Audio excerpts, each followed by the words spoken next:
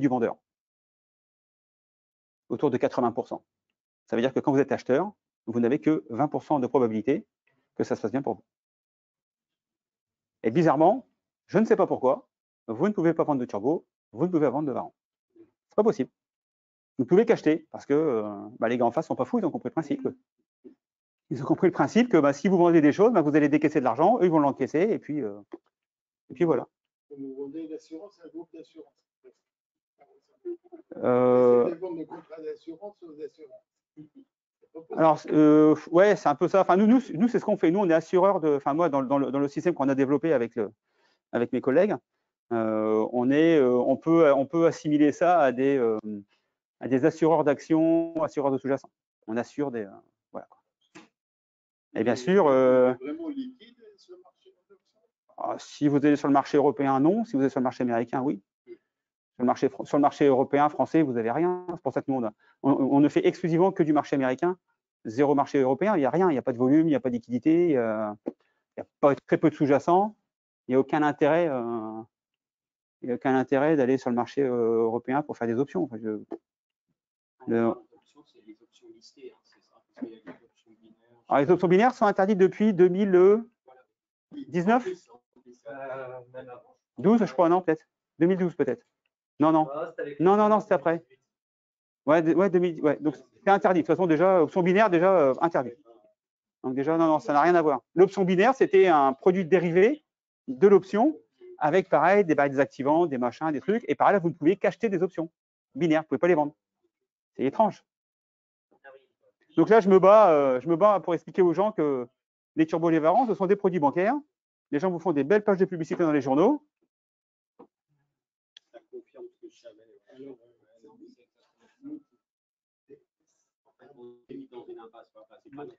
Le problème, c'est que les gens me disent oui, mais quand je paye, mon risque est limité à la prime que j'ai payée, donc je ne peux pas perdre plus. Oui, mais le problème, c'est que tu perds tout le temps. Tu ne perds pas beaucoup, mais tu perds 80% du temps. Ah, après, si ça intéresse les gens de perdre 100, 120, 150 $ 8 fois sur 10 pour gagner une fois 200, je ne suis pas sûr que le calcul soit valable, quoi. Et sur l'option, c'est limité dans le temps? Une option, c'est toujours limité dans le temps, ouais. Donc le problème, c'est que quand vous achetez un turbo, un Varan ou même une option, c'est le même principe, vous avez deux éléments contre vous. Vous avez le temps, parce que votre contrat il a une durée déterminée, donc il faut que la stratégie que vous avez imaginée se déroule dans le laps de temps de votre contrat. Alors qu'avec une action, vous achetez une action aujourd'hui, vous la gardez 3 mois, 1 an, 10 ans, 15 ans, il n'y a pas de problème. Une option, il a une date de déchéance. Donc à la date d'échéance, le contrat, il n'existe plus. Ça va dans la journée, donc ce qu'on appelle des 0 DTE, donc on peut faire des options à la journée jusqu'à plus de 2 ans. Donc il y a un panel, etc. Donc quand vous faites des turbos, des Varans, même des options à l'achat, vous avez déjà le temps contre vous, puisque le temps est compté pour que vous ayez raison dans votre stratégie. Et puis, il faut être directionnel. Vous devez absolument avoir raison dans le sens que va prendre le cours. Si vous achetez un call, il faut absolument que le cours décale à la hausse. Il ne peut pas rester au milieu, descendre un petit peu. Non, il faut qu'il décolle à la hausse et rapidement. Donc, vous mettez 2 éléments contre vous, le temps et la direction, parce qu'aujourd'hui, qui c'est demain, est-ce que vous pouvez me dire si telle action va monter ou va descendre? Et en gros, c'est un peu une chance sur 2, quoi. Si en plus à ça, vous rajoutez le temps, vous êtes coincé. C'est foutu dès le départ. Mais quand même, ils sont depuis longtemps, les Varans. Ça veut dire qu'il y a toujours des gens qui achètent. Oui, parce que les gens sont convaincus qu'ils ne perdent pas beaucoup et qu'une fois que. Alors, ils regardent plutôt leurs gains que leurs pertes. Et faites le cumul des pertes et faites le cumul des gains, vous verrez bien que celui qui gagne. Vous savez, vous assurez votre véhicule chez votre assureur. Vous avez quel âge, sans indiscrétion? 60. Vous avez 60. Ça fait combien de temps que vous conduisez? 40 ans. Voilà, 40 ans. Depuis 40 ans, vous payez des primes d'assurance à votre assureur. Combien de fois vous l'avez appelé pour qu'il vous change votre voiture parce que vous l'avez cassée? 1 fois, 2 fois? Réparation. Donc pendant 40 ans. Réparation ou accident? Les deux. Enfin voilà, combien de fois vous l'avez appelé? Voilà. Donc en gros, aujourd'hui, entre vous et votre assureur, qui a gagné de l'argent? C'est l'assureur? Ah voilà, vous avez compris. Vous avez compris le principe. C'est pas plus compliqué que ça. Et les assureurs, c'est les gars en face qui vous vendent les turbos, les Varans. Parce qu'eux, ils vous les vendent. Et vous décaissez de l'argent. Et moi, ce que j'aime bien avec les options, c'est qu'à chaque fois que je passe un contrat, ça rentre directement dans ma poche tout de suite. Et là, comme vous dites, aux États-Unis, c'est tout le marché. Marché américain. Marché américain. Marché américain qu'il faut prendre en compte. Non, parce que nous, avec nos clients, on leur conseille tout de suite de passer sur du. C'est-à-dire que dès qu'ils ouvrent leur compte, on leur dit de passer en dollars tout de suite. Oh, on peut faire des matières premières, on peut tout faire avec les options. On peut tout faire. Matières premières, enfin les commodities, etc. C'est pas un problème. C'est pas un souci. Donc là, bah, je vais. Qu'est-ce qu'on fait? Tu peux y aller, toi. Ouais. Partir, j'ai déjà lancé le truc. D'accord, ok. Bon. Alors, ce que je vous propose, donc, je vous propose un cours d'initiation aux options, ok? Parce que vous parlez d'options, de stratégie, si on ne sait pas de quoi on parle, ça va commencer à être compliqué. Donc, ce que je vous propose aujourd'hui, c'est donc 3 heures de formation. Pour vous donner un ordre d'idée, c'est ce que je propose à mes étudiants, donc sur les formations que l'on procure. Donc, vous avez le début de ce qu'on propose à nos membres. Donc, ce n'est pas un truc bas de gamme, c'est vraiment ce que nous, on propose à nos clients. Donc, vous avez déjà la même introduction que nos membres. Okay, alors, programme de la formation, introduction à l'univers des options. On va expliquer un petit peu d'où ça vient. Caractéristiques générales des options, la base théorique qu'il faut comprendre. Une stratégie de base qui s'appelle le covered call pour se créer un revenu complémentaire par rapport aux actions que vous avez déjà dans votre portefeuille. Et si on a le temps, il y aura une stratégie bonus si on finit un petit peu avant le temps prévu. Alors, introduction à l'univers des options, on va faire un petit peu d'histoire, savoir d'où viennent les options, comment ça a été créé, pourquoi trader les options, l'avantage du trading d'options par rapport au trading d'actions, les intervenants du marché des options, savoir un petit peu comment ça se passe, qui intervient dessus, les caractéristiques générales des options, donc définition d'un contrat d'option, il faut quand même savoir de quoi on parle, vocabulaire des options, le sous-jacent, le strike, l'échéance, les calls, les puts. Bon, pour vous, si vous débutez, si vous regardez ça pour la première fois, ça ne vous parle pas spécialement, donc on va faire le point là-dessus. Les achats et les ventes des contrats d'options. On va voir également comment sont calculés les prix des contrats d'options. Alors, succinctement, on ne va pas rentrer dans le détail. Je ne vais pas vous donner des formules mathématiques, mais vous expliquer 2-3 bases du calcul du contrat d'option. Donc là, normalement, on en a pour à peu près 1h30. Okay, n'hésitez pas à m'interrompre si vous avez des questions, parce que si vous ne comprenez pas avant, après, ça va être compliqué. Donc, n'hésitez pas à m'interrompre. Je préfère prendre 30 secondes et puis qu'on avance tranquillement au fur et à mesure. OK ? Alors, un peu d'histoire. Alors, les options ont été inventées par Thalès au VIe siècle, qui avait trouvé l'idée de louer le pressoir à olives. Il s'est dit, bah voilà, je vais aller voir le propriétaire du pressoir à olives, je vais lui proposer de lui louer son pressoir, et moi j'en disposerai comme je veux pendant une durée déterminée, la période des récoltes des olives. Okay, donc, pour le propriétaire, c'est un avantage, c'est que la saison soit bonne ou mauvaise, lui, il a loué un prix fixe son pressoir. Bon, si effectivement la saison était très très bonne, bah, il perd un petit peu d'argent. Par contre, si la saison est mauvaise, bah, il est sûr d'avoir un minimum de revenus.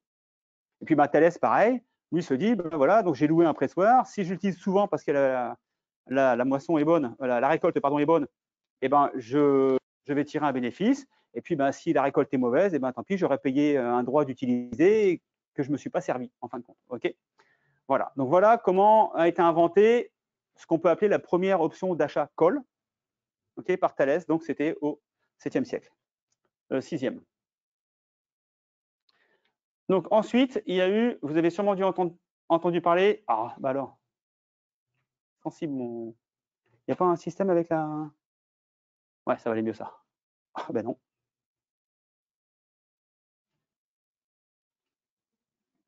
Bon, je ne sais pas ce qui se passe avec ma souris, ça bouge tout le temps. Excusez-moi. Voilà, ça ne va pas bouger. Donc, vous avez également eu la bulle des tulipes. Je ne sais pas si ça vous dit quelque chose. Voilà. Voilà. Donc, bah, simplement, donc c'est face à la demande française qui était importante, donc dans les années 1634. Donc, les marchés commençaient à vendre des bulbes pour les futures floraisons. Donc, on prévoyait, etc., les futures floraisons. Et puis, bien sûr, bah, les spéculateurs sont arrivés sur le marché. Mais vu qu'il n'y avait pas de chambre de compensation, c'était de gré à gré, comme on appelle. Okay, et puis, bah, le problème, c'est que le marché est monté.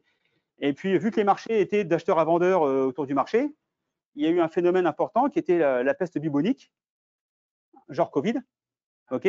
Donc, plus d'acheteurs, plus de vendeurs à la même table pour négocier. Le marché s'est écroulé, donc ruine totale, etc. Enfin, des gens avaient, on avait des bulbes qui valaient 2-3 fois le prix d'une maison, etc. Enfin, c'était devenu complètement délirant. Donc, sans chambre de compensation, le marché s'est écroulé. Voilà. Donc, aujourd'hui, les options que nous on fait, enfin que nous faisons, pardon, sont régulées par une chambre de compensation.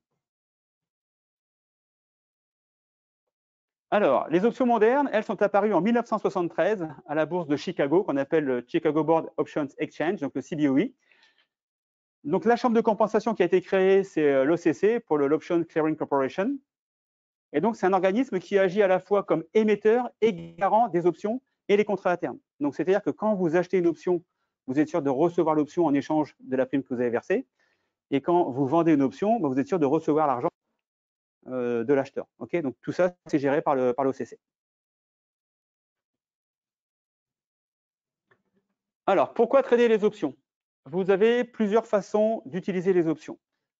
Vous pouvez spéculer avec les options, c'est-à-dire vous pouvez jouer la hausse ou la baisse d'un sous-jacent. Vous pouvez générer un revenu ou améliorer votre rendement. Par exemple, typiquement, vous avez des actions en portefeuille, vous êtes en plus-value parce que vous l'avez acheté, je ne sais pas moi, $20 et elle vaut 25, donc vous avez gagné $5. Vous touchez des dividendes, donc c'est très bien.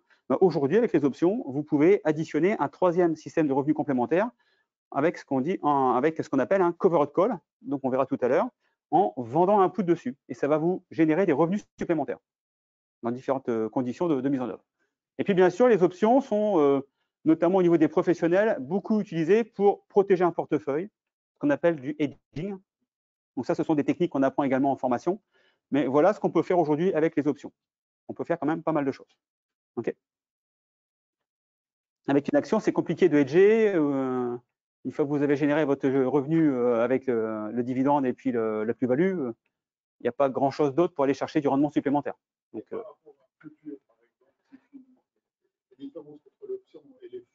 alors, nous, on ne fait pas du tout de futurs. Moi, je fais que des options. Donc, sur les futurs, je suis très, très mauvais parce que j'en ai jamais fait. Donc, je ne m'intéresse pas du tout. Ouais, moi, ça fait 12 ans que je fais des options. Ça me va très bien. Je gagne ma vie avec ça. Et voilà. Donc, mais je sais que certaines personnes cumulent futurs et options. Ça se fait. Bon. Moi, honnêtement, j'ai pas trop le temps. Et puis, voilà, ça me suffit comme ça. Donc, alors, en gros, 18% de mon trading, c'est des options. Je fais un petit peu d'actions quand je reçois les actions en portefeuille suite à une assignation. Enfin, voilà. Mais globalement, quand je commence à trader, c'est du trading d'options. Okay, alors, pour spéculer, vous pouvez profiter des fluctuations du prix du sous-jacent avec un investissement initial réduit pour le contrat d'option. On verra un exemple tout à l'heure où je vous montre comment on peut contrôler exactement le même nombre de titres qu'un achat de son titre, par exemple, mais en payant quasiment 15 fois moins cher. Okay, bien sûr, vous avez un effet de levier. Donc ça, c'est engendré par ce qu'on appelle les lettres grecques. Alors, le delta, le gamma, le θ, le vega, etc. Alors là, c'est pareil, je vous en proposerai tout à l'heure. On en parlera, mais succinctement, parce que voilà, ça demande quand même un petit peu de compréhension et d'y passer du temps. Mais déjà, je vais vous expliquer un petit peu comment ça marche succinctement. Okay, donc là, je vais vous montrer un achat de call sur Bank of America.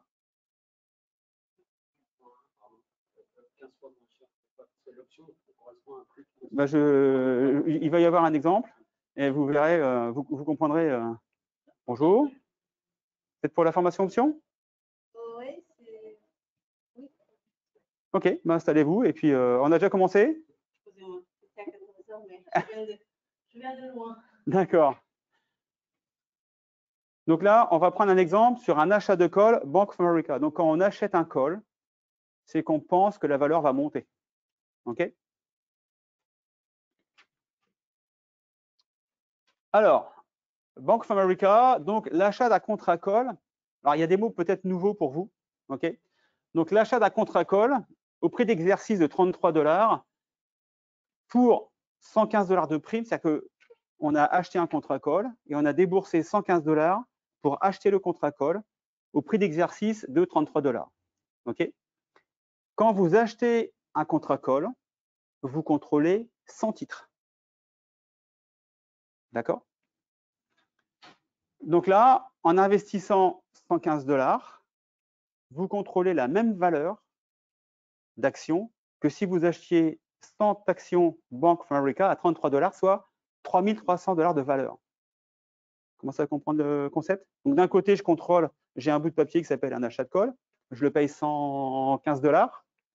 Ça me permet de contrôler, ça me donne le droit d'acheter 100 actions Bank of America à 33 $, si bien sûr Bank of America monte au-dessus de 33 $. Et pour ça, pour avoir ce droit d'acheter à 33, ben, je paye 115 $.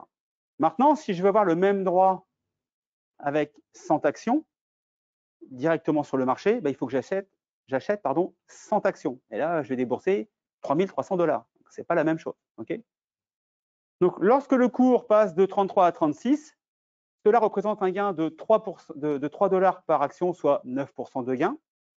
Okay, à l'expiration du contrat, le contrat call de l'acheteur vaut 300 $, soit un gain de 185, donc 300 moins 115, soit 60% de gain. Donc, c'est le fameux effet levier. Alors, pourquoi le contrat vaut 300 $ à votre avis? À la date d'échéance, Bank of America vaut 33 $. À 36 $. L'action vaut 36 $ à la date d'échéance.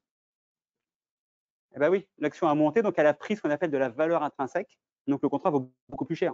Ça veut dire que le jour de l'échéance, si vous deviez acheter un contrat juste avant que la bourse ferme, si vous achetez le droit d'acheter à 33, ce qui vaut 36, il est normal de le payer 3. Oui ou non?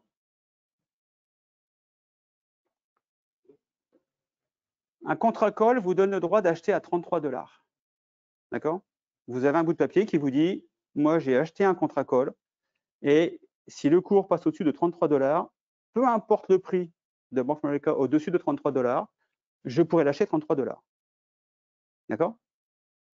Pour ça, vous avez payé 115 $. Maintenant, le jour de l'échéance, 10 minutes avant la fermeture de la bourse, vendredi soir à 16 h. C'est 15h55. Si vous décidez, pour une raison qui vous appartient, d'acheter un call 33, mais le cours vaut 36. Donc, vous achetez le droit d'acheter à 33, mais ça vaut 36. Vous revendez à 36, vous gagnez bien 300 $. 3 fois 100. 33 vers 36 multiplié par 100 actions. Donc, il est normal que si vous voulez acheter un contrat call à l'instant T, juste avant la fermeture de la bourse et que le sous-jacent vaut 36, il est normal d'acheter le contrat à 3 $. On n'achète pas les 100 actions, on achète bien le droit dans le contrat. C'est ça. C'est un droit. C'est pas une obligation. C'est comme si on avait les 100 actions, puisqu'on a 3 fois 100. Mm-hmm. C'est ça qui est perturbant, c'est qu'on a. On n'a pas 100 actions. Quoi. Mais vous les toucherez à la fermeture de la bourse, donc ce qu'on appelle à l'expiration. À l'expiration, vous avez le droit d'acheter à 33 ce qui vaut 36. Bon, ben, vous avez directement les 100 actions sur votre compte à 33 $, mais qui valent 36. Vous avez bien une plus-value faciale de 300 $. D'accord? On va développer ça dans le prix des options tout à l'heure. Voilà. Donc, vous voyez que d'un côté, vous achetez des actions, vous avez un gain de 9%, et vous achetez un contrat call, votre rendement, là, est de 60%. C'est ce qu'on appelle l'effet de levier. Alors, en nominal, vous gagnez un peu moins, parce que d'un côté, vous gagnez 300 $ et de l'autre, 185. Voilà. Mais en rendement, par rapport à la somme investie, vous faites 60% d'un côté contre 9 de l'autre côté. OK? Ça va jusque-là? En fait, c'est comme si on avait les 100 actions, mais on ne les achète pas à 3300. Quoi, si vous les achetez à 3300, mais elles valent 3006. Non, mais je veux dire, quand on achète au tout début, avant que ça monte, vous achetez le droit d'acheter à 33. Voilà, on achète un droit. C'est ça. Mais c'est comme si on avait les 100 actions. Non, vous les avez pas. On les a pas, mais c'est comme si, puisque si elles montent de 3, ben on a... Là, vous avez le droit de les acheter. Ouais. Si l'action vaut 32 à la date d'échéance, vous avez acheté le droit d'acheter à 33. L'action finit à 32. Est-ce que vous exercez votre droit d'acheter à 33 ce qui vaut 32? Vous allez payer 3 300 €, enfin 3 300 $, ce qui vaut 3002. Oui, moi, j'exerce. Ah ben, on perd 115 et bien, j'exerce pas mon droit. Ça veut dire que vous perdez le limite, 115. Oui. Grand maximum, vous perdez la prime que vous avez payée. OK? Donc, avec les options, donc générer un revenu ou améliorer son rendement. Donc, avec les options, il est possible de gagner de l'argent que le marché monte, évolue latéralement ou baisse un peu. C'est-à-dire que dans tous les cas de figure, il y a toujours des stratégies qui vous permettront de mettre des contrats d'options. Le marché monte, j'achète un call. Le marché baisse, je peux acheter un put. Le marché stagne, etc., je peux acheter un crédit de call spread. Le marché baisse, mais pas trop, je peux acheter un crédit coup de fret, un des débits, etc. Enfin, il y a des tas de stratégies. Vous avez des stratégies adaptées à chaque typologie de marché. Avec des actions, si le marché monte, là, vous achetez. Si ça baisse, vous vendez à découvert, si vous pouvez, mais ça se limite ici, quoi. Si le marché range, vous n'avez pas grand-chose, à part les dividendes, etc. quoi. On peut, ouais.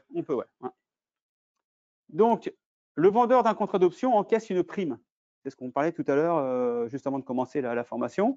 Vous êtes vendeur de quelque chose, vous recevez une prime en contrepartie. Okay. Dans l'exemple de Bank of America, le vendeur du contrat call pense que le cours de Bank of America sera inférieur à 33 $ à l'expiration. Donc, il vend le call 33 à 3 mois pour une prime de 150 $. Si c'est le cas, il conserve la prime. Donc, c'est comme votre assureur de voiture. Si vous assurez votre voiture pendant un an, vous avez payé, je ne sais pas moi, 600 $ de prime. Si vous n'avez pas appelé votre assureur pendant l'année, le contrat 31 décembre, il s'annule. Puis le 1er janvier, votre assureur vous appelle, au fait, on fait un petit contrat. C'est exactement pareil. C'est exactement la même chose. Donc, vous conservez la prime et puis vous pouvez revendre un nouveau contrat d'assurance. Et quand on achète un call, il faut qu'il y ait un vendeur en face. Ah oui, toujours. Toujours. C'est ça, ouais. Vous avez un acheteur, vous avez un vendeur derrière. On abordera les intervenants du marché juste après. Donc, vous expliquer un petit peu. Toujours. Enfin, il y a un ou deux cas exceptionnels où vous ne trouverez personne. Mais je vais pas rentrer dans le détail parce que là, on va commencer à monter un peu en gamme. Mais normalement, dans 99% des cas, vous aurez toujours quelqu'un en face.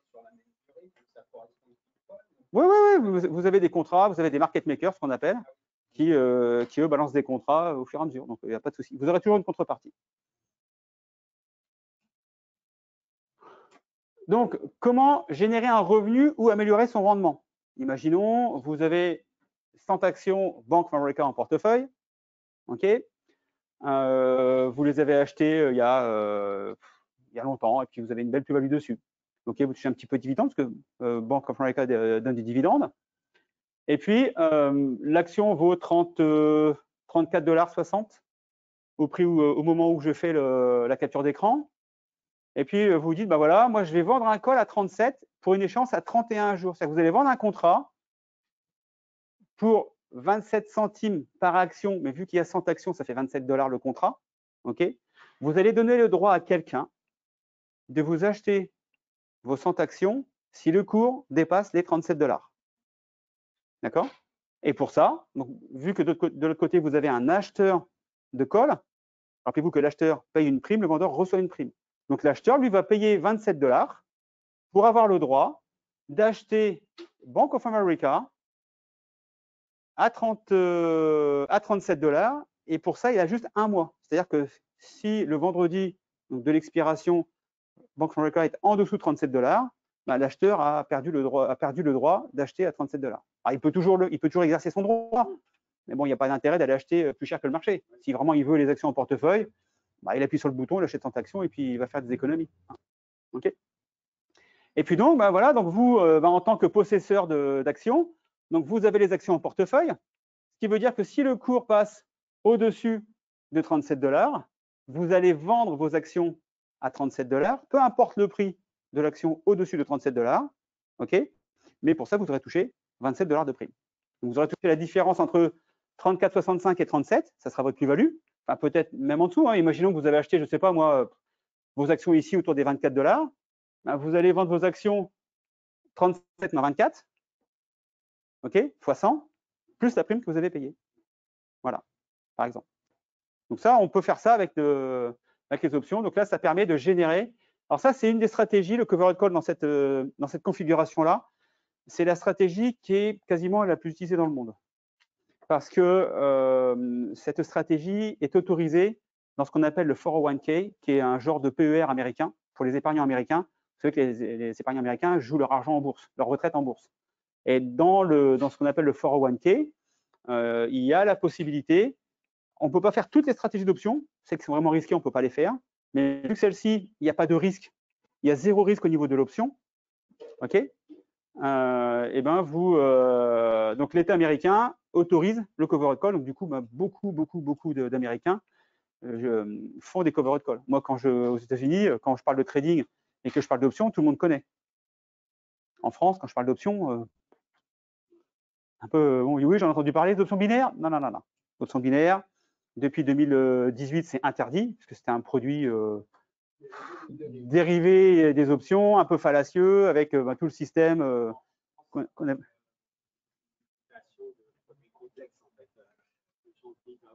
Bah oui, mais le problème, c'est que les quelques personnes qui ont essayé de démocratiser les options ont commencé par mettre toutes les formules mathématiques Black-Scholes sur Internet. Moi, je suis pas un amateur, enfin, je suis pas à ce niveau-là. Moi, voir la formule de Black-Scholes, à un moment donné, je m'en fiche complètement, quoi. Moi, ce qui m'intéresse, c'est de savoir, ok, comment je vais poser mes options, combien je vais gagner, etc. Et tout. Mais après, toutes les formules mathématiques, alors oui. Donc voilà. Donc nous, on a essayé de démocratiser au maximum les options en évitant toute cette partie un petit peu compliquée mathématique. Ok. Cette stratégie, elle est valable quand on a des titres en portefeuille. Tout à fait. Tout à fait. Parce que si on prend le risque de vendre un call et qu'on n'a pas le titre, là, on prend un gros risque. Alors, quel est le risque dans ce cas-là? Une perpétuité. Bien. C'est rare qu'on me sorte cette réponse, mais c'est très bien. Ah oui, parce que si vous avez l'obligation de vendre à 37, imaginons Bank of America est racheté ou rachète une boîte, enfin il y a un OPA, etc. L'action monte à 55.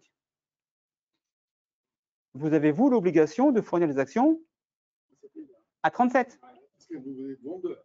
Oui, mais vous êtes obligé il y a un acheteur qui lui a acheté le droit d'acheter à 37. L'action vaut 55. Donc lui, il a le droit d'acheter à 37, ce qui vaut 55. Si vous n'avez pas les actions en portefeuille, vous devez acheter les actions à 55 pour les vendre à 37.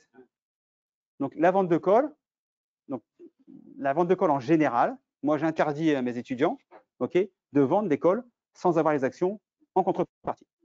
Vente de call à nu, c'est la cata. Il y a un hedge fund, optionsellers.com, ils ont planté il y a quelques années, il y a 3 ou 4 ans, ils ont planté leurs clients, 160 millions de pertes, parce que les gars avaient vendu des calls sur le gaz sans contrepartie.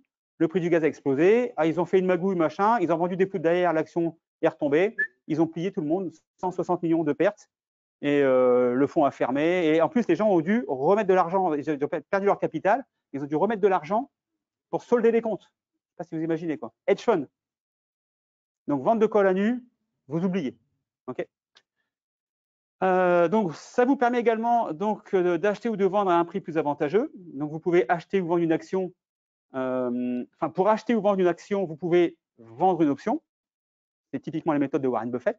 Quand Warren Buffett a acheté Coca-Cola, il n'a pas placé un ordre, j'achète 5 millions d'actions sur Coca-Cola.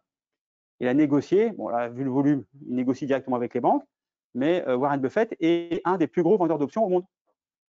Ça, personne vous le dit. On vous dit que voilà, Warren Buffett, c'est un très bon analyste, etc. N'empêche que Warren Buffett, avant de rentrer sur Coca-Cola, j'ai fait une vidéo dessus. J'ai plus les chiffres en tête, parce que ça fait longtemps, mais je crois que c'est quelque chose comme 160 millions de dollars qu'il avait encaissé de primes avant même d'avoir les actions dans son portefeuille. Donc ça, on peut le faire. Vous pouvez décider d'acheter une action moins chère que le marché. Et en plus, vous êtes payé pour ça. C'est merveilleux. Alors, puisque là, la prime que vous allez recevoir, okay, va venir en déduction du prix de l'action que vous allez acheter. Voilà, c'est ce qu'on appelle un cash secure put. Voilà. Okay. Donc, on peut faire ça également avec les options. Un cash secure put. Je reprends toujours mon exemple avec Bank of America. Décidément, je l'aime bien, celle-ci. C'est peut-être parce que j'en ai en portefeuille. Allez savoir. Donc, exemple, Bank of America, cote 32 $. Mais vous avez fait votre petite analyse technique, graphique, fondamentale, et vous dites, bah oui, mais moi, j'aimerais bien l'acheter, mais à 30 $. Vous avez deux possibilités. Une seule, si vous faites des actions, vous mettez un ordre d'achat limite à 30 $, puis vous espérez que l'action tape les 30 $ entre ici et puis, je ne sais pas quand. OK. Donc là, vous passez un ordre limite, et puis vous attendez. Et puis là, le jour où vous êtes déclenché, vous devez sortir 3 000 $ et puis vous achetez vos 100 actions Bank of America. Après, si vous le souhaitez, vous pouvez vendre un put au prix d'exercice de 30 $. OK, donc là, on est sur une vente de put, on n'est plus sur une vente de call. Donc là, il faut switcher le cerveau à l'envers, hein, un peu. Donc là, vous, en tant que vendeur de put, vous avez l'obligation d'acheter les actions au prix du strike. D'accord? Et vu que vous êtes vendeur, vous recevez une prime pour ça. Donc, si vous avez l'obligation d'acheter les actions à 30 $, mais qui, par exemple, valent 29 $, par exemple, à l'instant T, vous perdez 100 $. 30 moins 29 fois 100, vous perdez 100 $. Mais par contre, vous avez touché la prime, 32 cents. Donc, votre prix de revient, il est plus de 30 $, mais de 29 $ 68. Ah, déjà, vous n'avez pas acheté au même prix. Ouais. On parle, quand vous verrez sur les chaînes d'options, vous aurez toujours 0. Alors, ça peut être 1, 2, ça dépend du prix des sous-jacents. Mais vous aurez toujours le prix par action. Il faut toujours multiplier par 100. Okay, vous avez le prix du contrat, vous avez le prix d'une action, en sachant que dans 99% des cas, en fonction des sous-jacents, vous avez 100 actions par contrat d'option.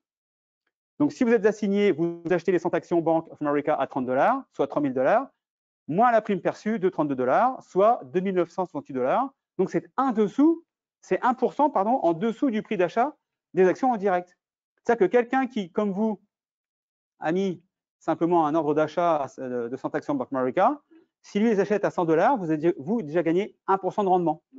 Bon, voilà. Bon, c'est un exemple, hein, on peut gagner beaucoup plus. Okay, si vous n'êtes pas assigné, imaginons que l'expiration, c'était hier soir, on est quel jour? On est jeudi, donc vendredi. Donc, imaginons que l'expiration, c'est demain soir, c'est souvent le vendredi, enfin, c'est toujours le vendredi, après, ça dépend, il y a des options à la semaine ou au mois, etc. Bon, imaginons qu'il y a une date d'échéance demain soir. Bank of America, donc vous avez un strike 30, l'action vaut 35. D'accord, donc vous n'allez pas être assigné, puisque l'acheteur du put, il ne va pas vous vendre à 30 ce qui vaut 35. Il perdrait 5 $ tout de suite. OK, bon, là, vous n'achetez pas les 100 actions à 30 $. Tant pis, il faudra peut-être recommencer le mois d'après. Mais par contre, vous gardez la prime.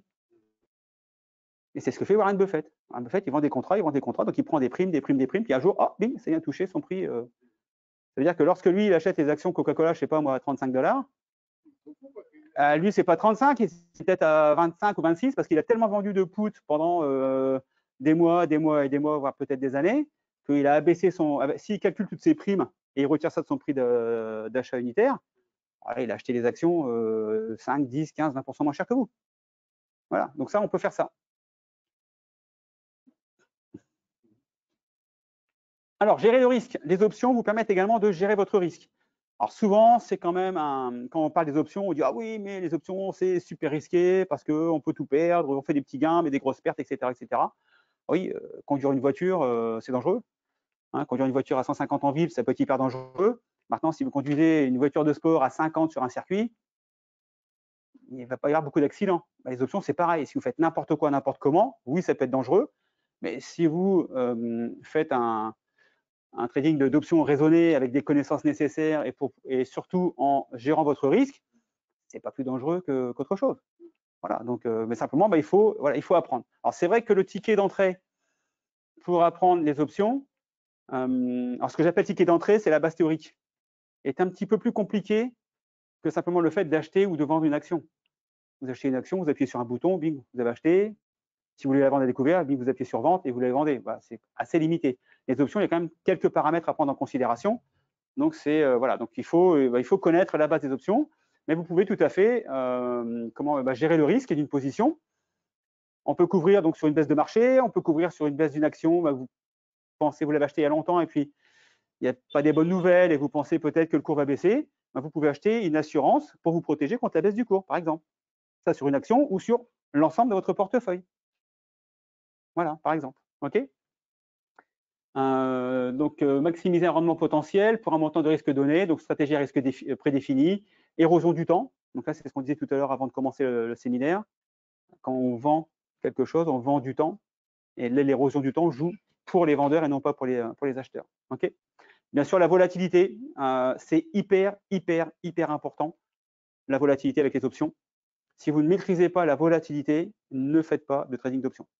C'est aussi clair que ça. La volatilité, ah oui, enfin, c'est pas nous qui. Oui, c'est-à-dire si on n'est pas à l'aise avec ça. Voilà, si vous n'êtes pas à l'aise, si vous ne savez pas comment fonctionne la volatilité, si vous ne savez pas l'appréhender, si vous ne savez pas, voilà, ne faites pas de trading d'options. En gros, c'est comme si demain, je vous apprends à piloter un avion. Je dis, ben voilà, on monte dans l'avion, hein, on met le moteur, on tire le manche, ça décolle. Puis bah, la météo, on verra ça en l'air. Ah ouais, non. La météo, on regarde, à mon avis, c'est la première chose qu'on regarde. Enfin, je ne suis pas pilote, mais bon, j'ai quelques copains qui pilotent. La première chose qu'ils font, c'est téléphoner à la météo. OK, quelle est la visibilité, quels sont les vents, les machins. Et seulement après, ils décident d'aller voler ou pas. Ah, là, c'est exactement pareil. La volatilité, moi, avant de commencer mon trading d'options, c'est la première chose que je regarde. Donc, si dans des formations quelconques X, Y, on ne vous parle pas de volatilité, partez en courant parce que ça va mal se passer pour vous à un moment donné. C'est comme vous apprendre, voilà, on vous a mis en l'air, il y a un orage, il y a des machins, vous ne saviez pas, puis voilà, ça crache. Ben, c'est exactement pareil avec les options. Pour les options, elles dépendent des actions qu'on veut. Elle dépend du sous-jacent. Oui, du sous-jacent. Alors, il y a la volatilité du sous-jacent. Ouais, ou Tesla. Ouais. Ah ouais, Tesla, c'est volatile. Microsoft, un petit peu moins, quoique là, elle est beaucoup montée, donc du coup, il y a une volatilité à la hausse. Voilà. Donc, il y a une biotechnologie chinoise, par exemple, ça prend 300% dans la journée, ça en perd 90 le lendemain. Là, est-ce que ça vaut le coup d'aller faire des options là-dessus? Vous ne maîtrisez rien. Après, si on n'est pas à l'aise, on peut faire des options, mais avec des actions moins volatiles, peut-être. C'est le but. Voilà. Le but, nous, tout ce qui est hyper volatile, on n'y met pas les mains parce que on ne contrôle rien.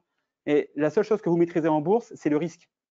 Quand vous achetez un call à 130 $, vous savez que votre risque maximum, c'est 130 $. C'est votre risque maximum. Si ça ne va pas dans le bon sens, bah, vous avez mis 130 $ pour voir si vous avez raison, vous avez tort, vous avez perdu 130, vous ne pouvez pas perdre plus. Donc c'est un risque défini. Et vous pouvez couper au milieu. Ah bien sûr. Ah oui, si vous vous rendez compte que ça ne part pas dans le bon sens, alors votre contrat d'option aura toujours une valeur. Vous l'achetez 120 $, mais le prix de l'option, il varie en fonction de la volatilité, du sous-jacent, enfin de plusieurs éléments. Puis demain, voilà, ça ne va pas dans le bon sens. Votre contrat vaut, je ne sais pas moi, 60 $. Bon, vous l'avez acheté, vous revendez pour 60 $, vous avez perdu 60. Il y a toujours une contrepartie. Il y a toujours une contrepartie. Chose qui n'est pas spécialement vraie avec les turbos et les varans. J'en ai fait à mes tout débuts en 2007. Et parfois, bizarrement, le contrat n'existait plus, on ne pouvait plus sortir. Non, ce n'est pas un manque de liquidité, c'est simplement que l'émetteur, il est juge et parti. Puis là, il a décidé de claquer la porte et puis vous n'avez aucun moyen de vous retourner. C'est tout. Puis il y a une petite case en bas à droite qui dit que il peut fermer le contrat à n'importe quel moment. Et puis ouais, on va dire ça, ouais. Donc moi, ça m'est arrivé. Alors j'ai gagné d'argent au début avec les options, avec les turbos et les varans. Et bon, j'ai vite arrêté parce que j'ai compris qu'il y avait un loup, quoi. Enfin, parfois la barrière était même pas touchée, que bing, ça sortait. Ou parfois, je voulais revendre mon contrat, il n'y avait personne en face. J'ai un contrat dans la main, je ne peux rien en faire. Ouais. Bah oui, parce que de l'autre côté, la banque ou l'organisme financier, il doit payer à ce moment-là. Il a reçu de l'argent, mais là, il faut qu'il en rende, et puis beaucoup. Donc, il n'est plus trop d'accord, quoi. Il y a différentes stratégies. On peut travailler sur du très court terme. On peut travailler sur du 1 mois, sur du 3 mois, sur du 6 mois, sur du 1 an, 2 ans. Moi, ça m'arrive parfois de faire des options sur 1 an et demi, dans certaines conditions particulières. Ouais. C'est ça. Moi, je suis entre eux. Avec la stratégie qu'on fait, avec les ventes de put, etc., on est sur du 3, 6, 9 mois. Alors, quand je dis ça, les gens me disent, mais tu ne te rends pas compte, le risque que tu as pendant 9 mois, tu ne sais pas où sera l'action, etc. Donc, beaucoup de gens aujourd'hui font ce qu'on appelle du 30, 35, 45 jours DTE, donc Date to Expiration. Le problème, c'est qu'on a fait des backtests et on s'aperçoit que c'est là où vous allez vous faire attraper. Parce que vous ne diluez pas le risque sur la durée. Et si vous prenez beaucoup d'échéances à court terme, vous avez un épisode genre le Covid, moins 35% en 3 semaines. Si vous avez une date d'échéance alors que le marché est à moins 35, vous avez tout perdu. Donc, les gens pensent qu'ils maîtrisent le risque en vendant des options à 35 ou 45 jours. C'est carrément l'inverse. Mais bon, quand vous expliquez ça, les gens ont tellement de conviction que quand on leur essaie de leur démontrer que c'est pas comme ça qu'il faut faire, ils ont un petit peu de mal à remettre leur conviction en doute, quoi. Donc bon, c'est pas grave, hein, c'est leur argent, c'est pas le mien. Donc, alors là, protéger ou couvrir. Donc, le hedging. Les options offrent de multiples possibilités pour protéger une position ou son portefeuille. C'est ce qu'on a vu. Donc, j'achète un put, Bank of America toujours, hein, pour me prémunir contre une baisse de l'action parce que super bonne mauvaise nouvelle, crise des subprimes, ce machin, enfin voilà, bank run. Et puis, je pense que la bancaire va cracher. Là, je peux acheter un put. Et donc, le put va me donner le droit, en tant qu'acheteur, de vendre mes titres à un prix donné. Bank Market à 35. Là, j'ai mis quoi? Un strike 32 peut-être, c'est ça, non? Ouais, 32. Ça veut dire que si le prix de Bank Market descend en dessous de 32, j'ai le droit de les vendre à 32, même si elles valent 0. Bank Market dépose le bilan. Cas extrême, la banque Lehman Brothers, hein, voilà. La banque dépose le bilan. Vous avez un contrat qui vous dit, mais attendez, moi les gars, moi j'ai le droit d'en exiger 32 $. Donc maintenant, vous me donnez l'équivalent de 3200 $ par contrat que j'ai acheté parce que l'action vaut 0. Ah bah oui, c'est obligé. Il y a la chambre de compensation. Là, c'est pas le gars qui dit non, par contre, le contrat, il est plus valide. C'est ce que vous avez avec les turbos et les varants. Alors, je sais que je ne vais pas me faire des copains avec les émetteurs de produits dérivés de ce type, mais à un moment donné, il faut dire la vérité aux gens, quoi. C'est voilà. OK. Donc voilà. Donc voilà ce qu'on peut faire avec les options. Donc quand même plusieurs choses. Hop, je voulais que je revienne en arrière. Vas-y.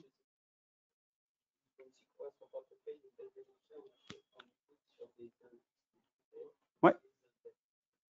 Donc là, effectivement, si vous avez les indices qui baissent, on peut aussi acheter des puts sur les indices, sur les SPY, etc., SPX, voilà. Et ETF, ça peut être un ETF sectoriel, genre XLK, la technologie, XLE, l'énergie, ou ce genre de choses, ouais. Mm-hmm. Et les index, c'est quoi? Les index, oui, là, ça va être les index, ça va être SPY ou des choses comme ça. Alors que les ETF, ça va plutôt être des ETF sectoriels. Ouais. Ou indice sectoriel, ouais. OK. N'hésitez pas, hein, si vous avez ce qu'il faut comprendre. Alors, bien sûr, vous pouvez personnaliser vos stratégies. C'est-à-dire que, voilà, c'est vrai que parfois, les stratégies sont assez complexes. Il y a des stratégies à une seule option. Je vends un put, j'achète un call, etc. Ça, c'est une seule option. Après, je peux faire des stratégies créditrices ou débitrices à 2 options. J'achète un call, je vends un call. OK? Parce que quand j'achète un call, je débourse beaucoup d'argent. Donc, si je vends un call un petit peu au-dessus, je vais récupérer une prime qui va baisser le prix de ma stratégie, par exemple. OK? Ou un crédit spread, un crédit put spread, j'ai peur que l'action descende beaucoup, donc je vais effectivement être obligé d'acheter les actions à un certain prix. Et si l'action descend beaucoup, je n'ai pas de protection, je vais acheter un put qui va me donner le droit d'acheter des actions à un certain prix, et donc ça va réduire mon risque. Donc il y a plein. Alors, on a des stratégies à 4 pattes. On a des stratégies, là, on a, je suis un Américain, là, un gars. Le gars, il a 12 pattes. Bon, c'est le gars, il est quant, machin, il a 12 cerveaux. Ouais, non, mais c'est infernal. Et puis bon, et là, il faut gérer en permanence. Là, le gars, il peut pas laisser en gros 10 minutes sans regarder le truc parce que 12 pattes, automatiquement, quand ça bouge dans un sens, ça décale tout, etc. Non, mais là, c'est. Mais bon, nous, on se contente, très honnêtement, une patte, vente, achat d'options, et puis 2 pattes, point barre. On reste dans la simplicité. On a essayé des stratégies à 4 pattes. Avec le temps, ça coûte beaucoup en frais, et puis c'est pas rentable. José l'a fait, Philippe l'a fait, je l'ai fait. On s'est tous pris des gadins avec le temps. Donc on revient sur du simple, du basique. Une option, 2 options. Donc voilà, donc là vous pouvez jouer donc l'orientation du marché avec donc des achats d'options. Bien sûr, on peut jouer sur les dates d'échéance. Hein, vous avez l'échéance de 1 journée jusqu'à 2 ans. Donc après, vous choisissez le temps que vous voulez pour que votre scénario que vous avez imaginé se réalise. OK? Donc ça, vous avez tout à fait le choix. Et par contre, il est nécessaire de comprendre les fondamentaux des options, notamment l'influence sur le prix des options des mouvements du sous-jacent, parce que le sous-jacent, s'il monte ou il descend, il va avoir une corrélation directe avec le prix de l'option. Donc c'est ça qu'il faut comprendre. OK, j'achète un call, l'action monte, qu'est-ce que ça va impacter? L'action baisse, qu'est-ce que ça va impacter à la baisse? OK, donc tout ça, il faut comprendre. Donc ça, c'est ce qu'il faut ingurgiter avec les options au départ. Il y a bien sûr des notions de volatilité implicite. Donc là, c'est la volatilité de l'option. Il y a la volatilité de l'action, mais l'option a également une volatilité. C'est ce qu'on appelle la volatilité implicite. Vous ne prenez pas la tête, c'est juste pour savoir que ça existe. Okay, puis bien sûr, l'érosion du temps qui est hyper importante, puisque quand vous êtes vendeur d'options, le temps joue pour vous, et quand vous êtes acheteur d'options, le temps joue contre vous. Vous avez un temps limité pour que la stratégie que vous avez élaborée se réalise. Donc, vous avez le temps contre vous. Parce que plus vous vous rapprochez de la date d'échéance, si l'action ne bouge pas, c'est compliqué, quoi. Et si on achète un call, le prix monte et qu'on est loin de la date d'échéance, on peut exercer son droit. Oh, bah, je vous le conseille, ouais. Ouais. Ouais, parce que bon, là, quand ça monte vite comme ça, souvent ça redescend un peu derrière. Donc, vite, voilà, vous vous dites, bah voilà, moi, à X% de gain, je sors. Et puis, nous, on a eu des histoires extraordinaires. Hein. On avait fait, j'en ai parlé d'ailleurs sur YouTube, sur notre chaîne. On avait, ouais, c'est ça, ouais. Donc, en 2019, j'avais mis une alerte en disant, voilà, si AMC touche les 2 $, j'achète des AMC. Mais j'achète des actions. Je n'ai pas acheté le call, c'est à 2 $, ça vaut rien, quoi. Ça vaut 5 centimes. Le contrat, ça vaut rien. Puis l'action passe de 2 à 20 $. Bon, bah là, la jackpot. Bon, ça m'est arrivé une fois en 12 ans, donc ok, le coup de chance. Ok, c'est pas voilà. Et j'ai un client qui m'a fait, même pas un client, un gars qui nous suivait sur le Discord à l'époque et qui me dit, je viens de faire 5400%. Parce qu'il avait acheté des contrats à 5 $, mais qui valaient 5400 fois plus quand le strike a touché les 20 $. Et là, il s'est fait, mais il avait acheté, en plus, vu que ça valait 5 $, je crois qu'il en avait acheté pour 80 $. Ah, le truc est parti en live. Bon, voilà, c'est une fois en 12 ans, donc. Hein. Ok. Hop, qu'est-ce que. Non, j'ai appuyé 2 fois peut-être. Hop, où est-ce que j'en suis? Excusez-moi. Hop, c'est protégé, ça c'est bon. Voilà.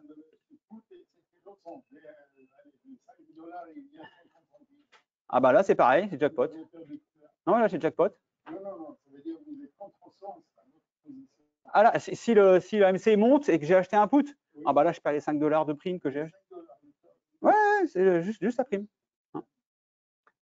Ok, donc voilà, donc genre des stratégies complexes qu'on peut avoir. Bon, ça, je ne vous conseille pas pour débutants. Même nous, aujourd'hui, en tant que trader confirmé d'options, on n'en fait pas. Donc, ouais, mais c'est juste pour montrer que ça existe. C'est un aéron de Condor, donc il y a 4 prix d'exercice. Il y a 2 dates d'échéance. Il y a des achats de call, achats de put, vente de call, vente de put. Pas compliqué. Donc là, c'est sur une variation donc du SPY. Donc là, on essaie d'aller chercher, là, on essaye de jouer le fait que le SPY ne va pas bouger beaucoup. Là, on joue plutôt l'immobilisme du sous-jacent. Mais bon, ça coûte cher en prime, ça machin. Puis si ça ne va pas dans le bon sens, vous vous retrouvez avec une option qui est un peu bancale. Et après, si vous ne maîtrisez pas les options, pour réparer, c'est extrêmement compliqué. Donc ça, voilà, vous savez que ça existe. Maintenant, vous vous amusez pas à aller là-dessus. Surtout en tant que débutant. Je dis, même nous, en tant que confirmé, on n'y met pas les mains.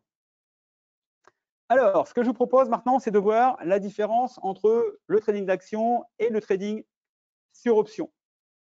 Donc, la différence entre les deux, c'est le choix des stratégies. Achat d'actions, vente d'actions, vous êtes limité. Et on a vu qu'avec les options, on peut faire plein de stratégies. On peut se couvrir, on peut spéculer, on peut augmenter les revenus, etc. etc. Okay, donc, voilà l'une des principales différences entre les deux systèmes de trading. Donc, l'effet de levier permet de contrôler plus de titres. On va voir ça juste après. Vous allez comprendre comment, pour le même investissement, on peut contrôler 10, 15, 20 fois plus d'actions que si on achetait simplement les actions. Vous augmentez le retour sur investissement en pourcentage et vous pouvez également réduire votre risque avec l'effet de levier. Ça paraît paradoxal, mais il y a des stratégies où, en utilisant l'effet de levier, on va réduire le risque global du portefeuille. Mais bien sûr, comme tout effet de levier, à manipuler avec une extrême précaution. Alors ça va dépendre ça dépend des Grecs, le delta, le gamma, donc il y a des phénomènes multiplicateurs, etc., amplificateurs, etc. Donc là, il faut regarder une chaîne d'options, puis il faut regarder quoi. Mais là, vous dire ça comme ça, est-ce que on ne parle pas de levier 5, levier 10, levier 15 comme non, ça c'est pas, on parle pas de ça du tout. Non. Hein, quand on vous dit voilà, j'ai un levier de 400 avec une option, c'est que le gars ne sait pas de quoi il parle parce qu'il n'y a pas de levier de 400 avec une option, il n'y a même pas de levier de 2. Quoi. Et le levier, il se fait en fonction de la volatilité, en fonction de plusieurs paramètres. Si le gars vous dit, bah oui, je fais un levier de 400 avec une option, c'est qu'il fait soit un turbo, soit un varan. Quoi. Mais c'est absolument pas une option. Okay, il y en a, hein. Il y en a qui le font. Hop, alors, l'avantage de l'achat d'un sous-jacent, c'est que quand vous achetez un sous-jacent classique, vous avez le temps comme allié. Vous pouvez garder l'action une journée, 10 ans, là, peu importe, vous n'êtes pas limité par le temps. Okay, vous avez un profit qui est limité. Tant que l'action monte, vous gagnez de l'argent, vous faites une plus-value. Okay, et puis, si la société distribue des dividendes, bah, vous avez des dividendes. OK, c'est clair pour tout le monde, c'est bon?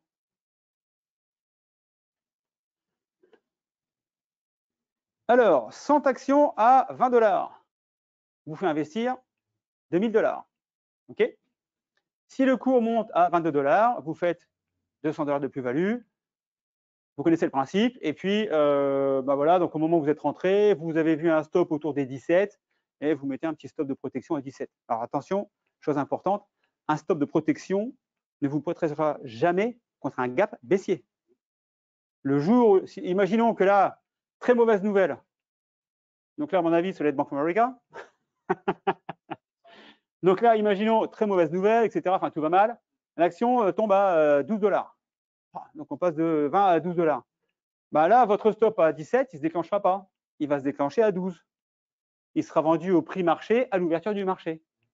Donc là, vous contrôlez rien du tout. Qu'avec une option put, si vous achetez un contrat put, vous avez le droit de vendre à 17. Peu importe le prix en dessous de 17. L'action peut coter 12 $. Vous avez un papier qui vous dit moi, j'ai le droit d'exiger 17 $ pour mes actions Bank of America, même si elles valent 12. Donc, un stop de protection ne vous protégera jamais d'un gap baissier. Alors, achat de call pour contrôler le même nombre de contrats. Je vais juste brancher, vous m'excusez une seconde, je vais juste brancher mon... Pour faire mes vidéos, je vais brancher mon téléphone, je vais faire une petite vidéo. Je prends 30 secondes. Hop.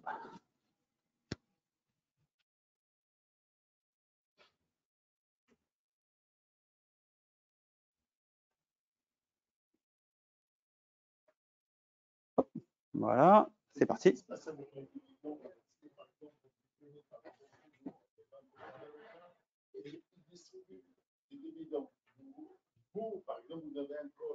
Oui. Pour avoir les dividendes, il faut les actions en portefeuille. Ah bah non. Si vous avez le droit d'acheter, mais vous ne les avez pas en portefeuille. Donc, pour avoir les dividendes, il faut avoir les actions physiquement dans le portefeuille. OK? Parce que quand vous faites SRD, par exemple, d'adhésion, il y a pas d'adhésion. Dividendes, vous êtes dedans, ça veut dire le jour qui distribue des dividendes, vous êtes en SRD, c'est vous que vous payez le dividende. Non, mais là, vous achetez simplement le droit d'acheter. Donc, pour avoir le dividende, il faut avoir les actions en portefeuille. OK? Donc, achat de call pour contrôler le même nombre d'actions. Donc, l'action est à 20 $. OK? J'achète un call strike 20. Donc, on appelle ça à la monnaie. Hein, le prix du sous-jacent est de 20 $. J'achète un strike 20 $. Je suis ce qu'on appelle à la monnaie. Vous achetez le contrat pour 1,20 $ fois 100 égale 120 $. Donc, d'un côté, avec les actions, vous avez dû investir 2000 $. Et là, pour contrôler 100 titres, vous investissez 120 $, 16 fois moins. Donc là, vous avez deux possibilités. Soit, imaginons que vous avez 2000 $ à placer. Et voilà, j'ai 2000 $ et je veux faire du trading aujourd'hui. OK? Vous achetez vos 2000 actions Bank of America ou vous achetez un contrat call. Mais un contrat call, ça coûte que 120. Donc, il vous reste 1880. Qu'est-ce que je fais de mes 1880? Parce qu'aujourd'hui, j'ai vraiment envie de trader, quoi. Donc, OK? C'est pas la meilleure solution, mais bon, imaginons. Je prends un cas extrême. Donc, vous avez la possibilité d'acheter 16 contrats, un strike de 20 pour 1,20 $, soit 1920 $. D'un côté, vous avez dépensé 2000 $, de l'autre côté, vous dépensez 1920 $. On est bien dans la même somme d'investissement. OK? Sauf que d'un côté, vous contrôlez 16 calls. C'est-à-dire que si ça décolle, là, un effet de levier qui est juste monstrueux. OK? Donc, si le cours monte à 22 $, là, vous avez 1200 $, 1280 $ de plus-value contre 200 $ de l'autre côté. Alors, cherchez pas à calculer, il faut maîtriser le prix d'option, mais dans le calcul, si jamais l'action passe de 20 à 22, En achetant les actions, vous gagnerez 200 $. En achetant pour le même investissement 16 calls, vous aurez 1280 $. Vous comprenez pourquoi le membre qui avait acheté AMC les calls, il a fait 5400%, parce que tout est parti. Voilà. Donc, ça démultiplie la performance. Oui. Alors, vous ne perdez pas 1920 $, puisque la prime ne vaut pas 0. Mais par contre, l'effet de levier négatif sera également important. C'est-à-dire que si, imaginons que le cours passe à 18, là, vous allez perdre 200 $. Que si le cours passe à 18 avec 16 calls, là, vous allez perdre vite 500, 600, 800 $. Je dis ça au hasard parce que je ne connais pas les éléments, mais de volatilité, etc. Mais vous allez perdre beaucoup plus vite si vous n'êtes pas dans le bon sens. Bah oui, vous avez 16 fois le nombre de contrats. Donc, ce qui marche à la hausse marche également à la baisse. OK ? Alors, on était là. OK. Alors, là, ici, je vous ai fait un petit tableau pour bien vous expliquer. Donc, d'un côté, j'ai une prime de 120 $. Je maîtrise, enfin, je contrôle 100 titres. Et de l'autre côté, donc, j'achète 100 actions. Et donc là, je débourse 2000 $. OK ? Donc, j'achète un strike 20 au 21 mai 2021. On est le 30 novembre 2020. OK ? Donc là, ici, c'est le prix de mon sous-jacent, 20 $. J'achète un strike à 20 $. OK ? Donc, à quoi correspondent les 21,20 ? D'où sort ce chiffre ?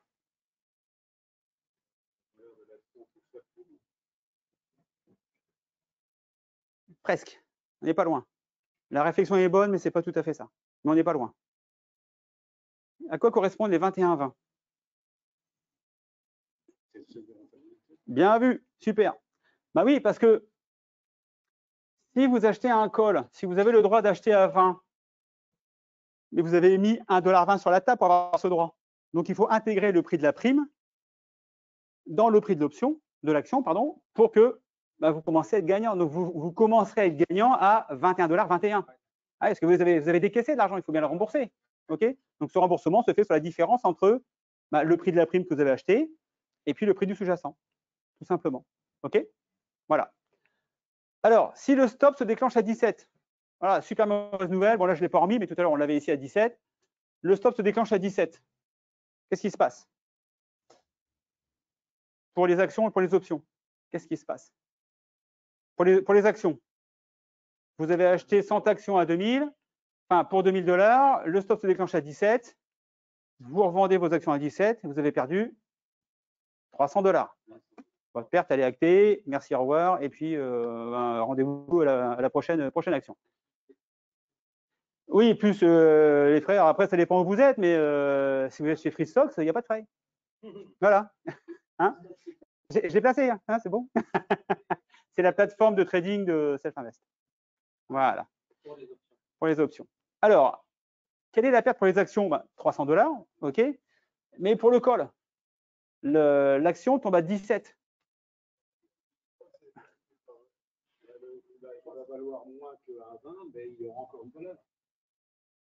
Je parle à la date d'échéance.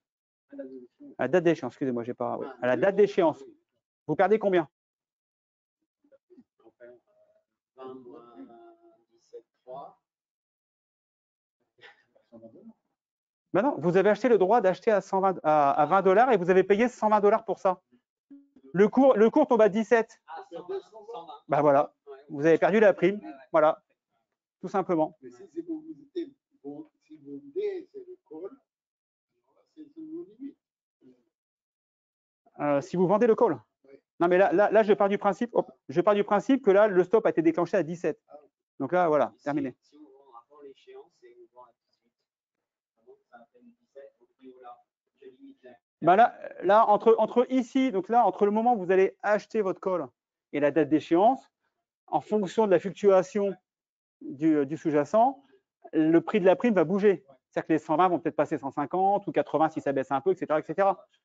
Donc, il y aura toujours une petite… mais là, je parle à la date d'échéance. C'est-à-dire que là, c'est le jour de l'échéance, le cours est à 17, votre prime, elle vaut 0, il n'y a plus rien. Moi, je parle avant l'échéance. Avant l'échéance, ouais, vous avez… En fait, il y a des outils qui revoient le En permanence. Le prix de l'action est remis en permanence parce qu'il y a la volatilité du marché du sous-jacent et puis ben, le temps aussi qui passe. Alors au début, ça impacte pas énormément le temps. Quand on a un contrat à 6 mois, bon voilà. Par contre, quand vous êtes dans les 2-3 derniers jours, là le temps. Alors normalement ça bouge. Ah, ça bouge, ah ouais, ça bouge, ouais. Ah, ouais, ça bouge, ouais. Ça, vous le voyez dans la chaîne de cotation, ce qu'on appelle la chaîne d'options. Vous avez les prix qui sont mis à jour en temps réel, quoi. Vous voyez, ça bouge, quoi. Oui, bien sûr, oui.